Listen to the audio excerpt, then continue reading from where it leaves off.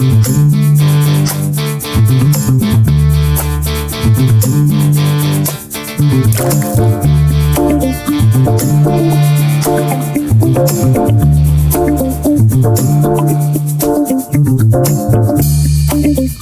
dinero en pareja no es solo un tema de cuentas, es un espejo de cómo amamos, confiamos y decidimos juntos, y también de lo que evitamos. Hoy conversamos sobre acuerdos, comunicaciones y errores comunes, para que el dinero no divida, sino que fortalezca.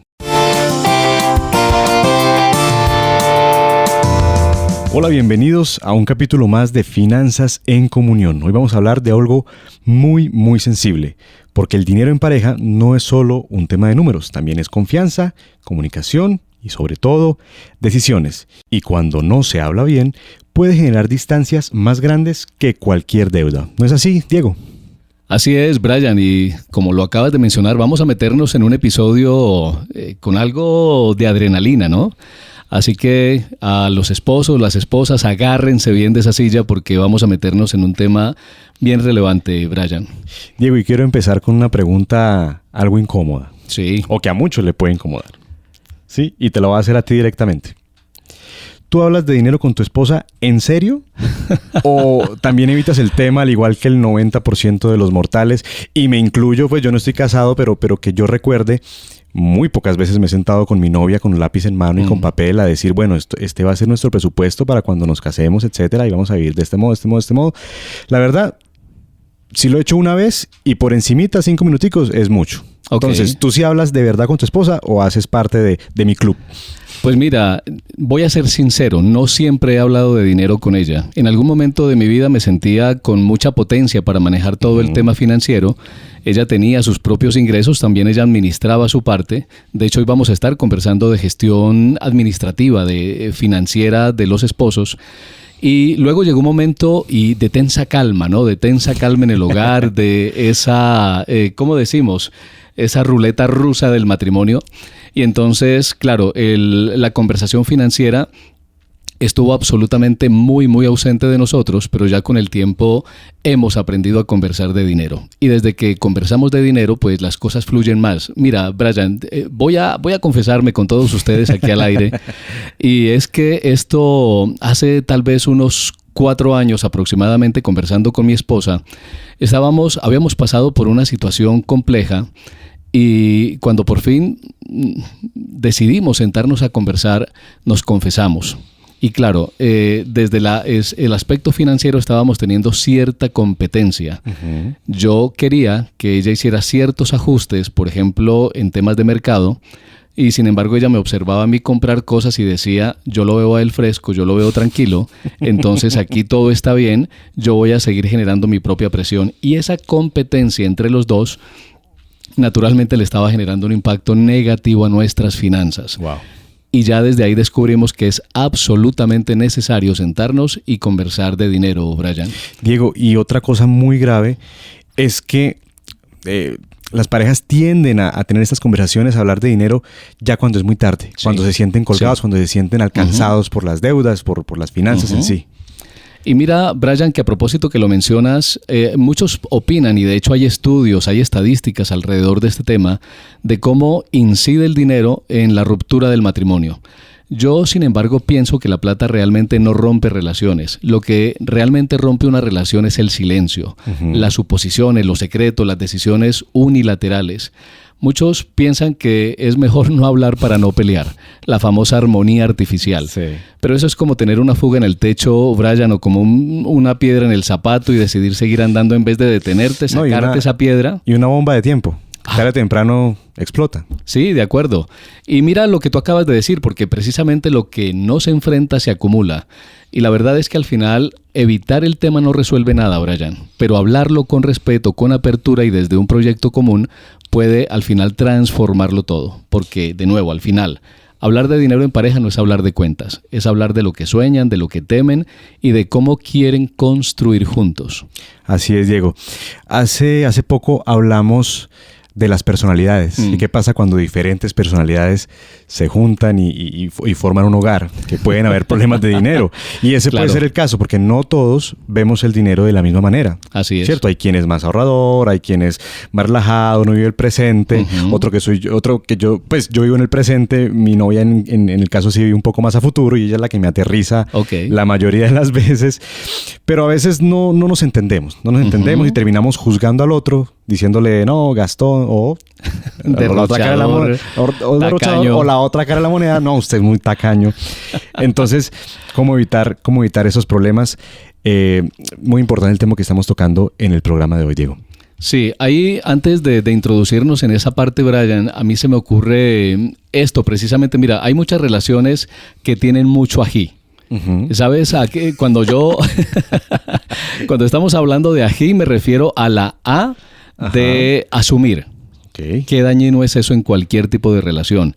Vamos con la J en ese ají, que es juzgar. Y luego la I, que es interpretar. Y ahí ya comienzan las situaciones a fallar porque lo estamos viendo todo desde nuestra propia óptica, desde nuestra limitada visión de las circunstancias. Y ya luego entonces cuando empezamos a hablar del estilo financiero de cada uno de los miembros de la familia, pues entonces vamos, específicamente aquí del esposo y de la esposa, vamos entrando en un territorio bien interesante. Porque al final yo quiero insistir en algo, ¿no? Aquí no se trata de quién tiene la razón, sino de cómo se entienden. Tú lo planteas y gracias por citar ese episodio anterior, porque de eso se trataba, ¿no? Que vamos a ir conectando una serie de ideas. Exactamente. Para que vamos obteniendo una mejor comprensión. Por ejemplo, hay personas, y seguramente nuestros oyentes se acuerdan del anglosajón, cuando un anglo se encuentra en su matrimonio con una persona de características asiáticas, y no estamos hablando del tema cultural, estamos hablando de la mentalidad con la que administran su dinero, pues ahí estamos hablando de un conflicto natural, ¿ok? Y lo que sucede es que es muy impulsivo el anglo, mientras que el asiático es absolutamente conservador, Brian. Entonces, claro, ahí van a haber fricciones a la hora de tomar decisiones, porque uno quiere salir y apostar de una vez, pero el otro, en cambio, lo que quiere es acaparar un poco, guardar, pensar. Mira que es muy parecido a lo que tú planteas. Ahí podríamos decir que tu novia está en el papel de anglo y tú estás en el papel de asiático, ¿ok? Tú mirando el presente, ella visualizando el futuro. Así es. Pero cuando se combinan las habilidades de los dos, la habilidad natural para administrar el dinero, pues naturalmente ahí es cuando comienza, y permíteme utilizar esta expresión, mi querido Brian y Carlos, la magia. Ahí es donde comienza a ocurrir la magia, porque al combinar tu temperamento con el mío, empezamos a tomar mejores decisiones financieras y nos evitamos esa etiqueta, ¿no? Que tú eres un tacaño o que tú eres un malgastón, una malgastona, porque al final el problema no es el dinero, sino otra vez, mira, lo que no se dice. Por eso es tan valioso hacerse preguntas que no suenen a juicio, Brian, sino que sean más bien preguntas curiosas. Porque fíjate que una cosa es el temperamento que tú tienes, pero otro también es la educación financiera que tú recibiste a lo largo de tu vida. ¿Qué implica la educación financiera, Brian? ¿Cómo se hablaba de dinero en tu familia? Y esa es una pregunta que vale la pena hacerse con la pareja. ¿Cómo se hablaba de dinero cuando tú eras niño en casa? Y arrancar una conversación curiosa y volvernos un niño o una niña curiosa haciéndole preguntas a nuestra pareja, o preguntarle, y yo no sé, Brian, si se te ocurre ahora y lo quieras contar, pero ¿cuál ha sido tu peor susto económico en la vida? ¿Y qué aprendiste de ese susto? Susto. Pues yo creo que en lo personal, cuando uno más le da susto, o cuando a mí más me ha dado susto, es cuando veo mi cuenta en cero y estoy en el exterior. Ok. Me pasó hace ya muchos años, cuando yo viví un año en los Estados Unidos, cuando era muy, muy joven, y vi la cuenta en cero y había ya sobrecargado la tarjeta de crédito, y yo dije, Dios mío, me voy a morir aquí. ¿Para dónde agarro? Claro. Entonces, claro, eso me ayudó, digamos, que a ser más organizado con mis finanzas. Buenísimo. Entonces, fíjate que tú, en tu caso con tu novia, tener ese tipo de conversaciones donde desde la vulnerabilidad tú le cuentas ese momento, esa sensación que tuviste, pues eso le permite a la otra persona también entender tú cómo ves el dinero, cómo administras el dinero, pero tú también conocer la historia del otro. Una pregunta que a mí me encanta hacer en sesiones de coaching, y vamos a aplicarla aquí ahora a la perspectiva financiera, y es que si tiempo y dinero, Brian, esta es una pregunta fantástica. Quien quiera hoy sentarse a conversar con su esposo, con su esposa, hacerse esta pregunta: si tiempo y dinero no fueran un problema, ¿qué harías distinto? ¿Ves? Ese tipo de preguntas comienzan a llevarnos a un escenario totalmente distinto. Ahora, no se trata de tener una respuesta perfecta a cada pregunta. Realmente lo que esto busca es abrir la puerta al entendimiento, al respeto, a conocer la realidad de la otra persona.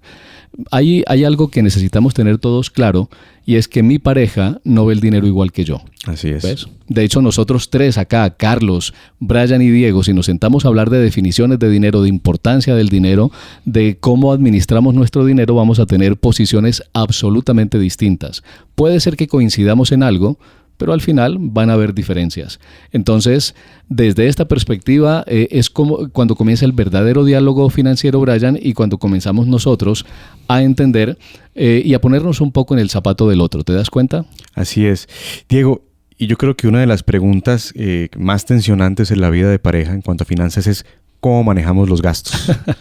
Sí. En una sola cuenta, metemos cada gasto en una cuenta diferente, pagamos todo a medias, usted paga uno, yo pago otros. Y voy a utilizar la misma palabra que tú utilizaste hace poco. No hay una fórmula mágica. No hay una fórmula mágica. Entonces, ¿cómo podemos llegar a un acuerdo en esta pregunta tan interesante y al mismo tiempo que puede incluso llegar a dañar un hogar? Sí, absolutamente. Aquí miren, yo recuerdo, Brian, una frase de mamá y ella siempre me decía, o me dice, porque pues mamá todavía está, gracias a Dios. Amén. Y me dice, hijo, uno realmente conoce a la otra persona el verdadero carácter hasta que se atraviesa el dinero. Préstele plata. Préstele plata a esa persona y cuando te incumpla y ya tú comiences a conversar con ella te vas a dar cuenta realmente. Entonces igual es en el matrimonio y por eso es tan importante empezar a hablar de dinero desde el noviazgo. Con los hijos nuestros también empezar a hablar de dinero muy temprano porque realmente comienza una dinámica distinta en nosotros. Voy a irme ya muy directo a la pregunta que me acabas de hacer y es que al final no se trata si tienen una o tres cuentas, sino que realmente haya transparencia, que haya claridad y que hayan acuerdos justos para ambos. Y eso no es fácil. No, para nada. Para nada. Mira, dividir los gastos no es solo repartir números, Brian, es repartir confianza. Y yo sigo insistiendo, hablar de confianza. La confianza es una palabra que hoy por hoy es una palabra que está o sobrevalorada o infravalorada. Y eso es un tema que es realmente relevante en la vida. Entonces, voy a repetirlo, no es solo repartir confianza, responsabilidad, sino que también estamos hablando de sueños. Hace poco estuvimos en Fusagasugá y yo les preguntaba a todos los asistentes allí al programa de educación financiera y les decía, ¿existen los hogares felices? ¿Tú qué opinas, Brian? Yo pienso que sí. ¿Tú qué dices por allá, Carlos? ¿Sí? ¿Sí? Ok. Pues yo creo que, en este mundo nadie tiene la felicidad al 100%. Okay. Eso es casi imposible, por no decir imposible. Pero yo siento y uno logra ver y logra percibir que sí hay hogares mucho más felices que otros, claramente. Ok, yo les voy a proponer entonces romper ese paradigma. Okay. No hay hogares felices. Okay. Hay personas felices que se juntan con otras personas. Okay. Porque muchas personas pretenden o se casan buscando la felicidad. Okay. Pero si ya tú no eres feliz, lo que vas a hacer es ir a amargar a ese otro cristiano o a esa otra cristiana, ¿no? Entonces necesitamos partir desde nuestras propias experiencias. Por eso tampoco hablamos de hogares sanos financieramente. Hablamos de personas financieramente sanas que se juntan. ¿Bien? Entonces, vamos a irnos a 3 ejemplos claros acá, porque este tema de administración financiera es de las cosas más relevantes, pero también complejas, y creo que hemos hecho esa antesala antes. Entonces, el primer ejemplo es, si uno gana más, ¿qué es lo justo? ¿Aportar lo mismo en dinero o en proporción al ingreso? Esa es la primera pregunta a discutir acá. Y ya ahí puede empezar un agarrón de mechas, ¿no? Sí, total. La segunda pregunta sería, ¿qué gastos son realmente de los dos? ¿Y cuáles pueden tener cada uno por su cuenta? Y la tercera pregunta es, ¿cómo nos aseguramos de que ambos tengan un pequeño fondo personal para no tener que pedir permiso por cada gasto? ¿Ves? Entonces, a partir de esas 3 preguntas, ahí empezamos entonces a definir cuál es el plan estratégico que vamos a diseñar. Yo por aquí traje unas notas para hablar de este esquema de administración financiero en pareja. ¿Te parece bien, Brian? Excelente. Lo primero sería la cuenta conjunta. Aquí los ingresos, traemos los ingresos completos de ambos a esta cuenta común de la cual se pagan todos los gastos que conciernen al hogar, a la vida conjunta. Y por ejemplo, aquí estamos hablando de la renta o de la hipoteca, de la comida, del transporte, de las vacaciones juntos. Esa es la primera alternativa, ¿ok? ¿Qué pasa si sobra dinero? Que es lo ideal, ¿ok? Entonces, ahí lo transferimos en partes iguales, yo les diría, después de haber reservado su porción de ahorro. Es decir, del excedente, entonces nos repartimos un 50-50 a la cuenta privada de cada uno para que cada persona, miembro de la familia, el esposo o la esposa, pues tenga la libertad y no tenga que estar pidiendo permiso por todo, ¿no? Por ejemplo, comprarse un par de zapatos, un lujito o cualquier otra cosa para más adelante, ¿no? Así es, Diego, muy interesante. Y ahorita que menciona los zapatos, me acuerdo cuando salgo con mi novia a los centros comerciales, que siempre que pasamos por la tienda de los sneakers, ella siempre me jala porque sabe que yo voy a entrar a ver qué hay nuevo para ver qué puedo conseguir para ampliar la colección de zapatos. Diego, pero hablaste de una cuenta conjunta, así es. Me imagino que también hay una cuenta personal. Única, así es. Sí, vamos a hablar primero de la cuenta única porque ya luego sí hablamos de cuentas separadas. Okay. ¿Vale? Entonces, la cuenta única consiste en hacer la suma absolutamente de todo lo que gastan por semana, Brian. Yo acabo de mencionar semana, pero puede ser también quincena o el mes, según se le acomode a la pareja, ¿verdad? Según la costumbre que ustedes ya tengan. Y del total, cada quien deberá dar una parte. Para definir esa parte, entonces necesitan cooperar basándose en algunas opciones que las voy a traer acá. La primera es la 50-50, muy similar a la anterior, donde cada quien paga la mitad de la cuenta total. ¿Ok? Ese es el famoso sistema americano. ¿Lo conoces?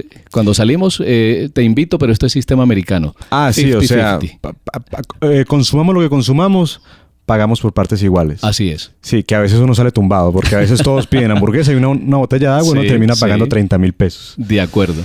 Bien, entonces ese es el modelo 50-50 o el equitativo, que es donde cada quien da el equivalente al sueldo que tengan, es decir, proporcional. Okay. Si tú tienes un ingreso de 5 millones, tu esposa tiene un ingreso de 3 millones, pues proporcionalmente cada quien aporta a eso. Ya no estamos hablando del 50-50 y podrían decir algunos, claro, ya en este no salgo tumbado, ¿no?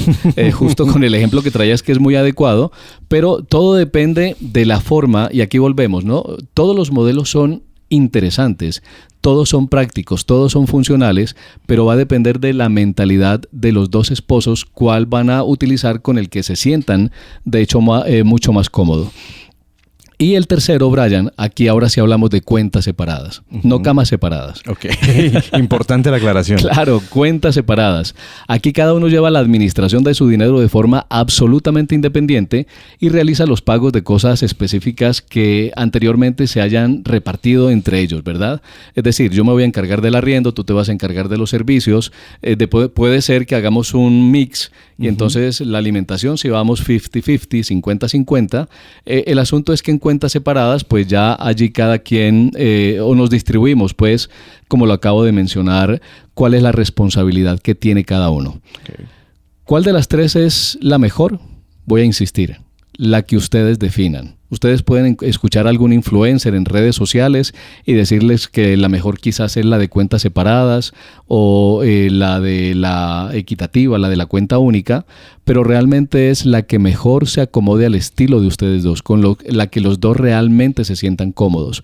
Y deben preguntarse el uno al otro realmente si hay comodidad en la decisión que están tomando, porque esto es absolutamente importante. En Barranquilla, que estuvimos dictando un seminario, se me acercaba una señora y me decía: fíjate, Diego, que a partir de todo lo que tú nos has traído, la decisión que hemos tomado con mi esposo es que nos vamos a asignar un sueldo.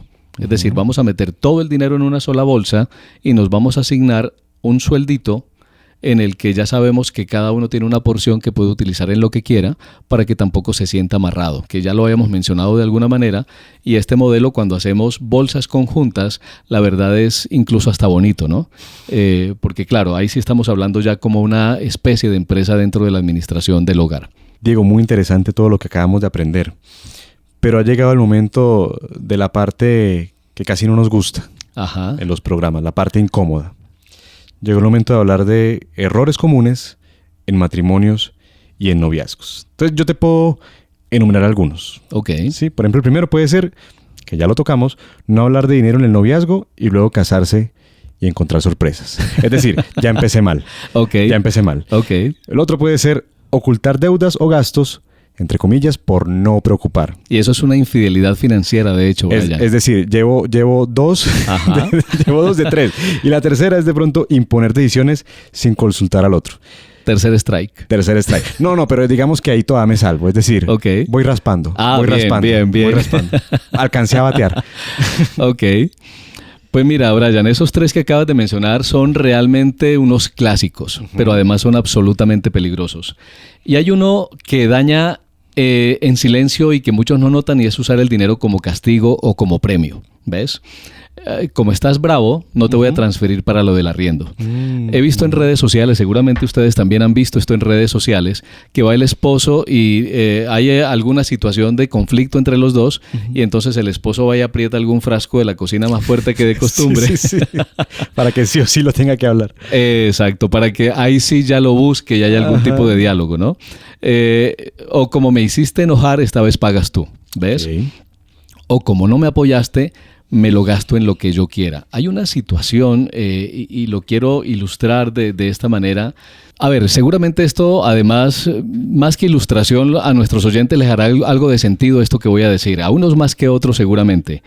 Y, sentir ese momento de tensión cuando ella nos sirve la sopita, el arrocito, y deja el sobre al lado de la mesa. Y ese sobre lo que tiene es el recibo de la luz, la matrícula, y nadie dice absolutamente nada. Esa pausa incómoda, señores, señoras, dice mucho más que de las finanzas en pareja que cualquier otra conversación, que cualquier extracto bancario. ¿Ven?